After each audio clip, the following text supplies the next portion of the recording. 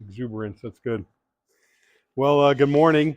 Making it through June, getting to the last Wednesday here, wrapping up PTSD Awareness Month, and giving a little insight, a push into next month as well.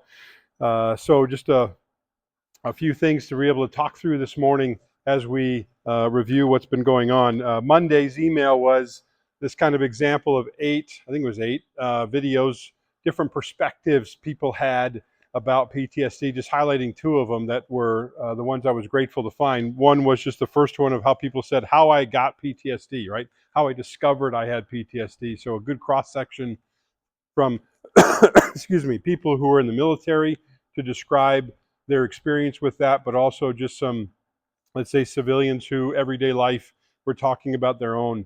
The second video, just to highlight if you have time, is about a 56-minute video of a person interviewing a psychiatrist who runs a department regarding treatment of mental health and trauma.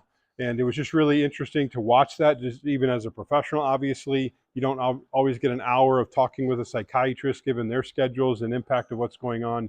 But I thought it was a good representation of, again, the full perspective, what happens, and it concludes with here are some treatment things that come into play that is very beneficial.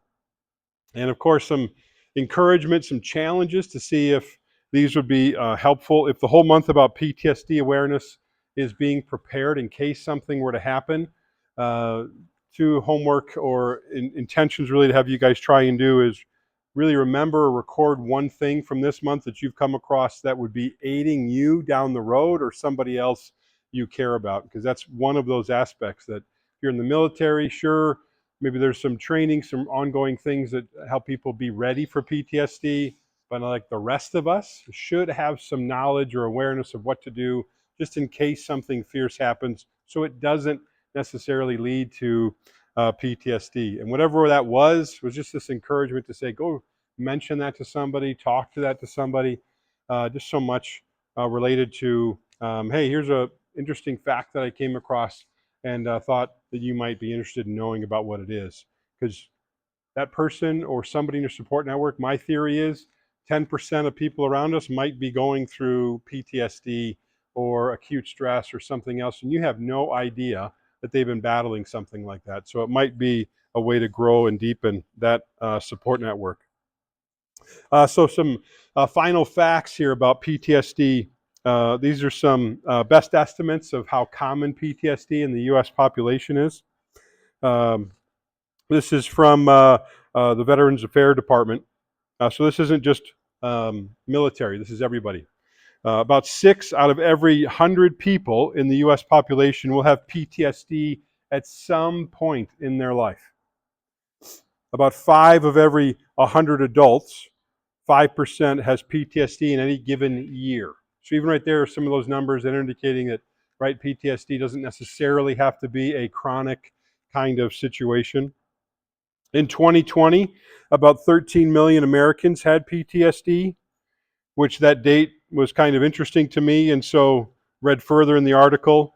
In terms of the impact of the COVID years, there was a greater number of people experiencing pandemic-related stressors that increased the odds of PTSD throughout the course of the pandemic.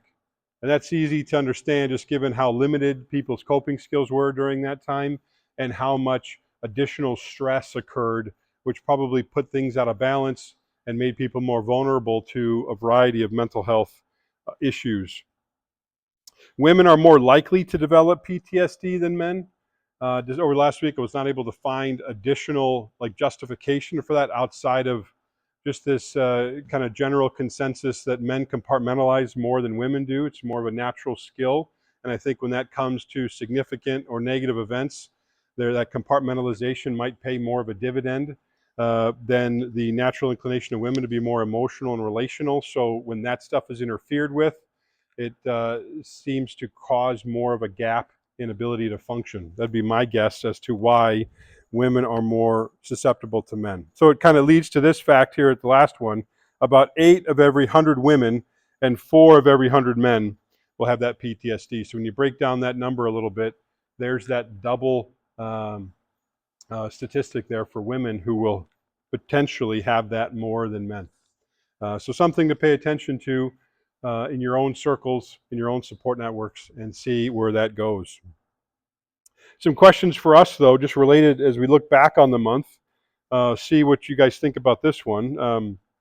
What part of your day would be the hardest for you to lose in a hypothetical PTSD struggle? Would it be sleeping at night, the ability to focus during the day, or that desire to engage relationally, which tends to be absent during PTSD because you don't have the energy to engage people?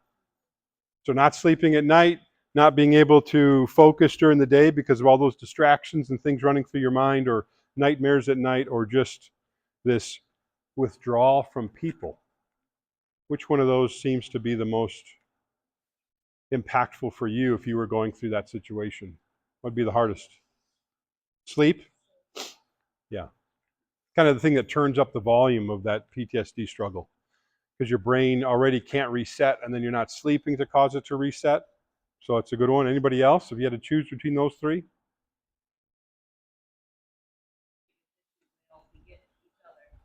Yeah. Yeah. Yeah. To a degree, obviously it's a really difficult choice. But even in this hypothetical, these are the three. This is why it's so fierce, because there's not a period of time during the 24 hours of the day that's not affected, and that becomes really challenging. But this is also why talking through it this month, to be able to talk through routines, right? Stick with your routines so that you are able to give yourself the best chance of sleeping. It's certainly an acknowledgement in the worst cases of PTSD, medication becomes a very valuable tool, whether it's a sleeping aid that allows people to push all the way down through that distraction, whether it is a anti-anxiety that helps people slow down their mind and thinking during the day to be able to fight with it. But then you still have this relational gap where it's hard, people don't understand what's going on, I don't have the energy to engage them, et cetera, et cetera. So uh, it just gives this picture of like, which one would you choose? None of them. And people who have PTSD don't get to make that choice, but they're battling it throughout those three different areas and throughout the 24. The other question for today is simply, if someone asked you about how to avoid PTSD, what would you say of everything we've talked about this month?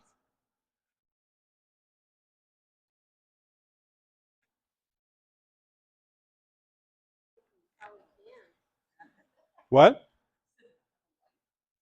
Not do it right?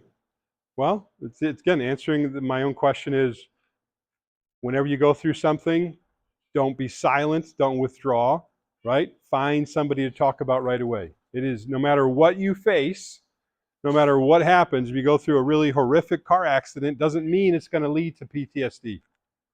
You still might face some really awful things, but if you are getting help right away, again, that's where we're going against human nature. To be able to reach out to someone and say, I went through something fierce, number one. Second, if you have any of those symptoms we've been talking about through the month, nightmares at night, this withdrawal from people, and this inability to function, those three things I just mentioned, that's the time to mention to somebody in your support network. Because you still might have some of those really severe symptoms, but those symptoms aren't necessarily only PTSD related. The technical word is acute stress. You can have acute stress, sort it out, get help, deal with it, and feel better, and it doesn't lead to PTSD. So the pop quiz this morning, the answer is talk, get help, move quickly, be talking about it. Don't let stuff solidify inside in your heart, mind, or body, or else that will increase the chances of PTSD happening. Okay? Yeah, it's this idea of, it's why we want support networks. It's why we want community. It's why we want to be checking in on people, because if something does happen, the more help you get, the more conversation you have, the more somebody can help carry you through that time, the better chance you have to not have it end up in PTSD. So that's why I wanted to finish this month with that question, just to help reinforce the fact that there is still a level of influence. Some final recommendations here about it, just these kind of summary statements. I do think that when it comes to our heart and passion, it can return to a person's life when PTSD is managed. When there is some sort of balance and a person feels more in control, they have more energy then to then pursue the interests, the hobbies, the passions, the people that are important to them. So it is possible to have this balance between, yeah, I have PTSD flare-ups, let's say, or days that are bad, but I also have these other days where it feels like I'm engaging life. That's a big possibility. Second, I think once the mind is strengthened again with some coping skills, some information via understanding PTSD triggers and coping, a person can feel like they're controlling their brain again, like it's not working against them, and it makes the day more difficult. And then finally, these efforts on a routine and activities of daily living definitely helps preserve the body, which is so important when fighting PTSD because of the broad nature, the severity of it, and everything else. So I'll put that handout up on the website so you have these kind of key reminders that as fierce as it is, there's lots of opportunities to be able to stand firm on that. So it concludes this big month of PTSD awareness, obviously coming off of last month's mental health awareness. Um, so I really appreciate you guys diving through some big things. One of the things I wanted to mention this morning, certainly after getting a lot of feedback last week about where do you track down books, I was like, well, let's make this really simple and I'll donate. I'll put some of my own books here on site. And so two that I mentioned last week will be in the library here we have. The first one was that Courage to Heal book for men and women who've been through sexual abuse. So that'll be here. Feel free to check it out just like you've been doing the other books that Bill mentioned for the um, Blue Mind Challenge. PTSD Stress Disorder Source Book, workbook kind of thing to walk through. So again, if this is for you or somebody else you care about, that's good. And then randomly, not randomly necessarily, but one of my favorites, Viktor Frankl's Man's Search for Meaning, a very good book. A guy who was probably facing the biggest, we'd all agree, a traumatic incident of being in a concentration camp and revealing things that he was able to sort out about life. So some very practical resources that'll be in the library to go ahead and message me, that kind of thing. If you borrow it, my name and number's in the front. I usually hand out books a lot when it comes to the counseling office. Eventually I get them back.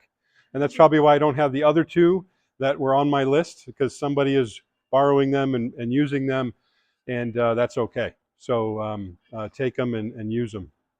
The final comment to make is that after all this kind of heaviness of awareness months, next month, July, we're going to jump into joy and talking about, again, peak of summer, a lot of things we've been waiting for, a lot of things that help fill people up. So we're going to talk through this theme of joy starting next week. A unique aspect of it is I will be gone next week on vacation. So Bill and I are going to kind of partner that whole month in terms of Wednesdays. So he'll have some of those, his thoughts, activities, those things to do on Wednesdays when I am not here. And I'll have still some basic emails going out the weeks I am not present or not doing a normal thing, so I can enjoy those weeks off myself. So, big month, lot to talk about this morning, but I wanted to be sure to mention July and these books. So good to see everybody. Let's have a good workout this morning. Thank you.